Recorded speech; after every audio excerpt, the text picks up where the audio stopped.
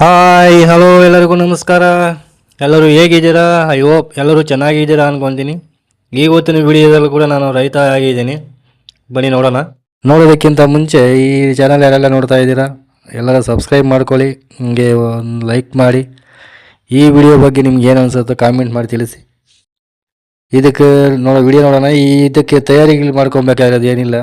ಬೀಡು ಜಮೀನಲ್ಲಿ ಗದ್ದ ಇರ್ತದೆ, ಬೀಡು ಮಾಡಿರ್ತೀವಿ. ಆ ಬೀಡಲ್ಲಿ ಚೆನ್ನಾಗಿ ನೀರು ಬಿಟ್ಕೊತೀವಿ.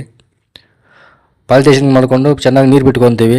ಚೆನ್ನಾಗಿ ನೀರು ಅಂದರೆ ತುಂಬಿಕೊಳ್ಳೋ ಅಷ್ಟು ನೀರು ಬಿಟ್ಕೊತೀವಿ. ಈ ಟ್ರ್ಯಾಕ್ಟ್ರಲ್ಲಿ ಈಗ ದೊಡ್ಡ ಟೈರ್ಗಳು ಬರ್ತಾವೆ. ಆ ಟೈರ್ಗಳು ತೆಗೆದುಬಿಟ್ಟು ಈ KC ವೀಲ್ಗೆ ಹಾಕ್ಕೊತೀವಿ. KC ವೀಲ್ ಅಂದರೆ ಕಬ್ಬಿನ ಟೈರ್ಗಳು ಅಂತ. ಈ ಪೈರು ನಾಟಿ ಮಾಡೋಕ್ಕಂತೇಳಿ KC ವೀಲ್ಗೆ ಬರ್ತವೆ. ನಾಟಿ ಮಾಡೋ ಟೈಮಲ್ಲಿ ಉಳ್ಕೊಳೋಕಂತೇಳಿ ಆ ವೀಲ್ಗೆ ಹಾಕ್ಕೊಂಡು ನಾವು ಒಂದು 3 ಸಾಲ 4 ಸಾಲ ಅಷ್ಟು ನಾವು ಚೆನ್ನಾಗಿ ಉಳ್ಕೊತೀವಿ. ಉಳಿದಾದ್ಮೇಲೆ ಟ್ರ್ಯಾಕ್ಟ್ರಲ್ಲಿ ಒಂದು 2 ಲೋಡಷ್ಟು ನಾವು ಗೊಬ್ಬರ ಹೊಡ್ಕೊತೀವಿ. ಗೊಬ್ಬರ ಹೊಡೆದಿದ್ದಾದ ಮೇಲೆ ಗೊಬ್ಬರ ನೀಟಾಗೆಲ್ಲ ಚೆಲ್ಲಿಬಿಟ್ಟು ಮತ್ತು ಟ್ರ್ಯಾಕ್ಟ್ರಲ್ಲಿ ಮತ್ತೆ 1-2 ಸಾಲು ಚೆನ್ನಾಗಿ ನಾವು ಉಳ್ತೀರಿ. ಉಳಿದಾಯಿತು ಅಂದರೆ ನೆಕ್ಸ್ಟ್ ಪೈರು ನಾಟಿ ಮಾಡೋಕೆ ರೆಡಿ ಆದಂಗೆ. ನೆಕ್ಸ್ಟ್ ಪೈರು ನಾಟಿ ಮಾಡೋದು ಅಂದರೆ ನಾವು ಬೇರೆ ಕಡೆ ಪೈರು ನಾಟಿ ಮಾಡೋಕ್ಕಂತೇಳಿ ಪೈರು ಹಾಕ್ಕೊಂಡಿರ್ತೀವಿ. ಭತ್ತ ತಗೊಂಬಂದು 1 ತಿಂಗಳು ಮುಂಚೆನೇ ಅದನ್ನು ತಗೊಂಬಂದು ನೋಡಿ, ಈ ಥರ ಇವಾಗ ಇಲ್ಲಿ ನಾಟಿದ್ದೀವಲ್ಲ, ಈ ಥರ ನಾಟಿ ಮಾಡಬೇಕು. ನಾಟಿ ಮಾಡೋ ಟೈಮಲ್ಲಿ ಈ ಕೂಲಿ ಆಳುಗಳು ಕರ್ಕೊಂಬಂದು ನಾಟಿ ಮಾಡ್ತೀವಿ.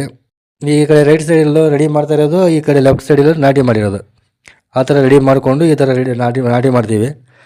ಓಕೆ ಫ್ರೆಂಡ್ಸ್, ಈ ವಿಡಿಯೋ ಬಗ್ಗೆ ನಿಮ್ಗೆ ಏನು ಅನಿಸುತ್ತೋ ಕಾಮೆಂಟ್ ಮಾಡಿ ತಿಳಿಸಿ. ಹಂಗೆ ಒಂದು ಸಬ್ಸ್ಕ್ರೈಬ್ ಮಾಡ್ಕೊಳ್ಳಿ, ಲೈಕ್ ಮಾಡಿ. ಈ ವಿಚಾರದಲ್ಲಿ ಇವತ್ತಿನ ವಿಡಿಯೋದಲ್ಲಿ ತಿಳಿಸಿದ್ದೀನಿ. ನೆಕ್ಸ್ಟ್ ವಿಡಿಯೋದಲ್ಲಿ ಮುಂದಿನ ವಿಚಾರ ಏನಿದೆಯೋ ಅದನ್ನು ತಿಳಿಸ್ತೀನಿ. Thank you so much friends. Subscribe ಮಾಡ್ಕೊಳ್ಳಿ ಹಂಗೆ. Thank you so much.